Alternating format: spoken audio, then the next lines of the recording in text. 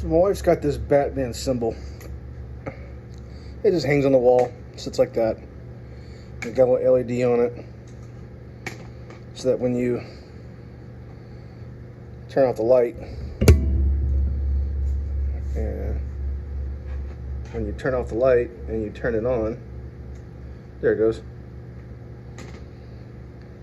It does that, but she hates the white light.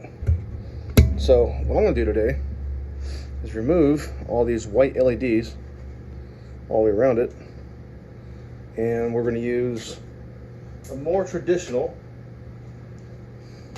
LED of yellow. Let me show you how that works. I don't know how much she spent on this. I think it was like 20, probably about 20 bucks or so. But this is really all you're paying for. You're paying for this, which is nothing more than the board, a switch, and a power supply. Now the power supplies, as you all know, they're pretty affordable. This is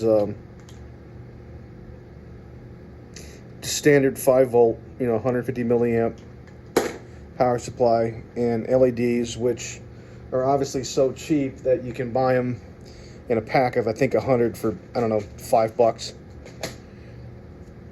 And a board, and really, you can make your own board, but if you don't have your own board of making ability,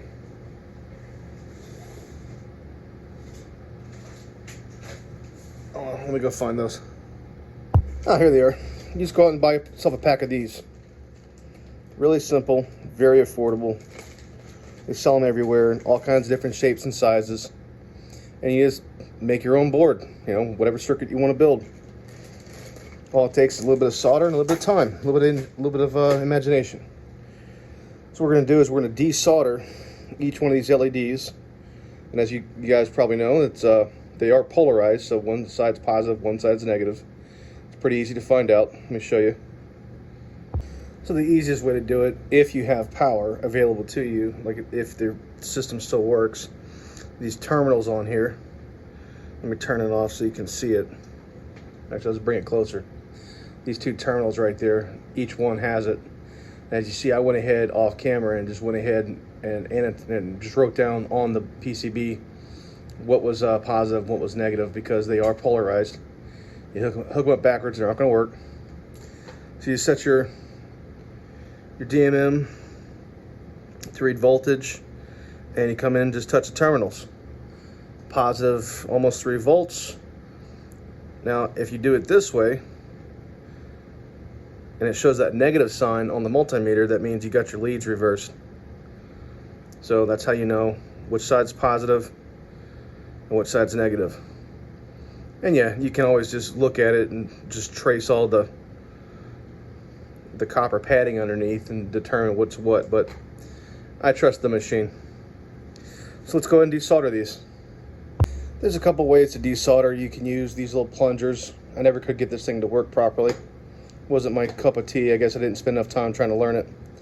There's always the good old tried and tested, some braid, and my personal favorite, the Heiko FR300, because why not, right? So what you use this is you find whatever temperature you want. I usually just keep it right there at level 2. I think right now it's on level 3. Go down 2 a little bit there. You got this button that it heats up, and then you suck the solder into there. So I don't know if you can see what I can see. Got you currently balanced on my light. So you just put it on there till it melts.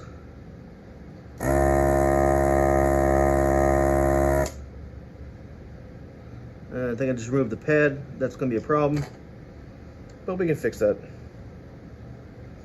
Turn that heat down a little bit there.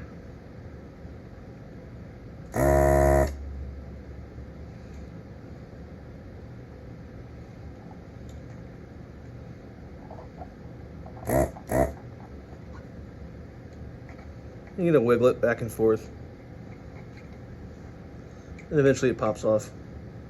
It'd be easier if I had 2 hands. Hold on.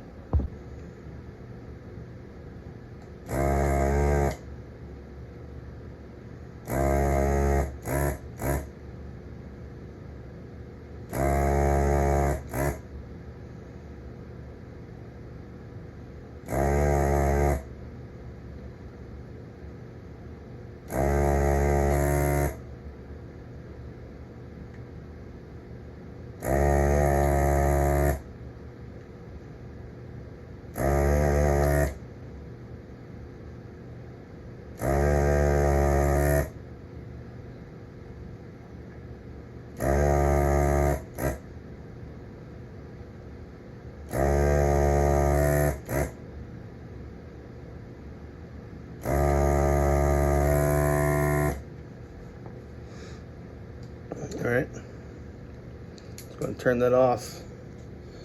Put the little heat shield around it so I don't burn anything off site here. And then, like I said, you just wiggle it back and forth.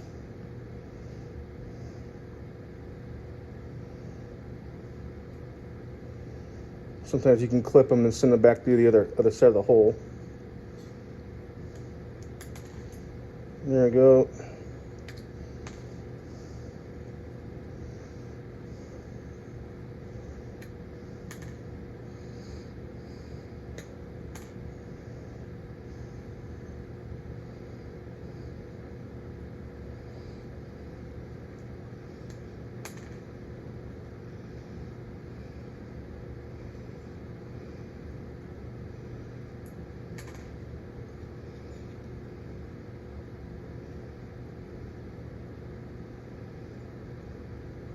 Sometimes they're a little testy.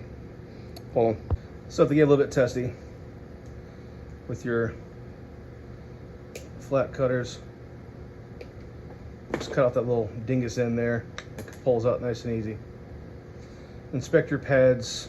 Yeah, I buggered that one pretty good there. I had the heat too high. Everything else looks pretty good. So now we're going to fire up the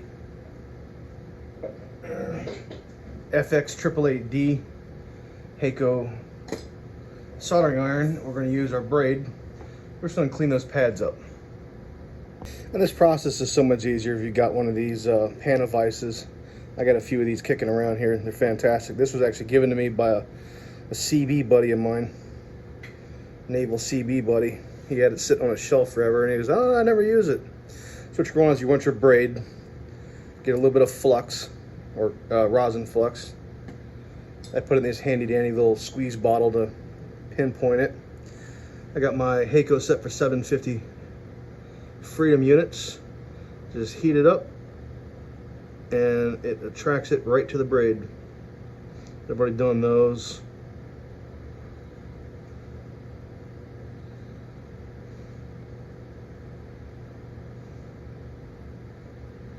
Now we want to clean that.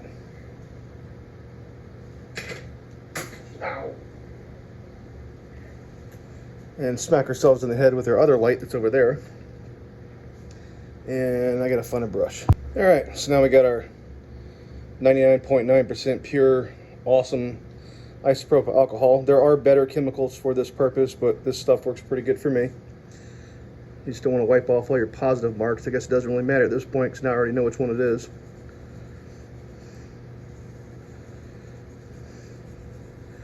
And give it a good scrub.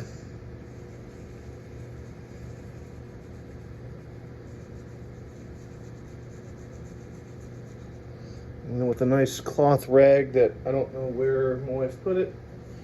So we're going to use our shirt. Because when you wear Dickies every day, every shirt becomes a work shirt.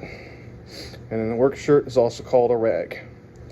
Alright, so now that's pretty easy. And gents, any of you out there and your wife gives you shit about how freaking chewed up your toothbrush is, go ahead and give her full authority to replace your toothbrushes every 6 months, which you're supposed to do anyway. And the good news about that is now I have a lifetime supply of these little fancy dancy little scrubbers. Because an old toothbrush can still clean up shit. So, while I was away for a little bit longer, I had to refresh my working beer. And these things are awesome. It is currently hot as frig outside, so I got the summer Mar pad on. Don't worry, there's one for the winter too. Let's just get that over here. There we go. All right, so what we do is we take our new LED from our $5 kit. We put it through and just bend the leads up. And a little dab will do you. Just a little bubble. Probably a lot more than what I need. But hey, I'm not perfect. I'm a mechanic. Get our solder. Load up our soldering iron. Hold the LED where you want it. Don't burn your damn hands.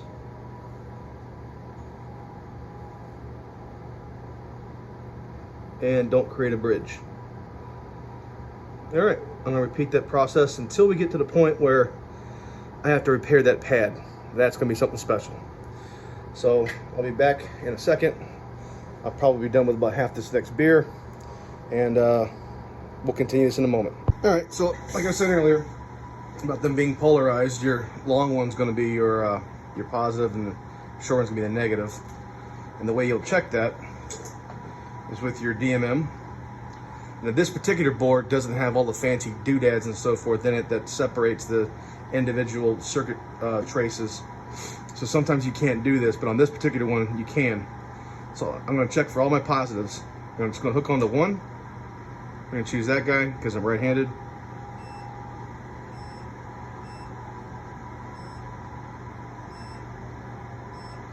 And we're also going to check for bridges. They're not bridged. They're not bridged. I just touched it. There you go. Looking for a beep.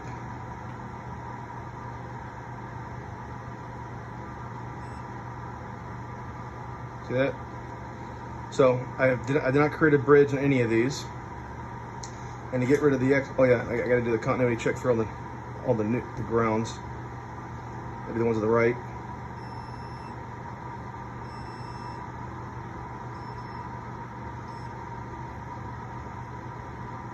Come on.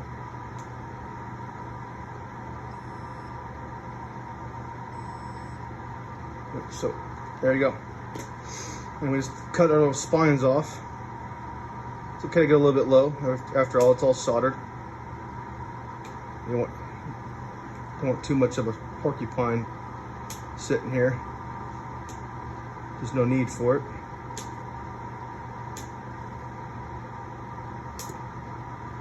That one got me in the eye.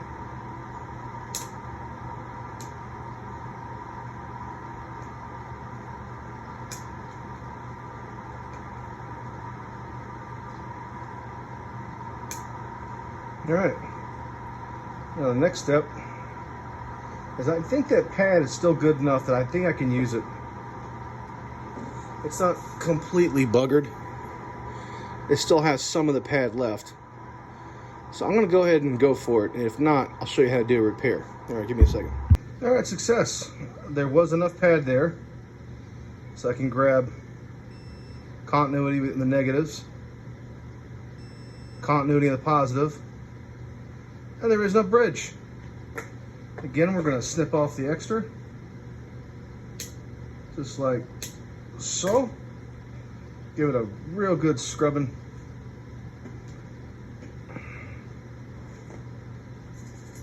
Get all that flux off of there.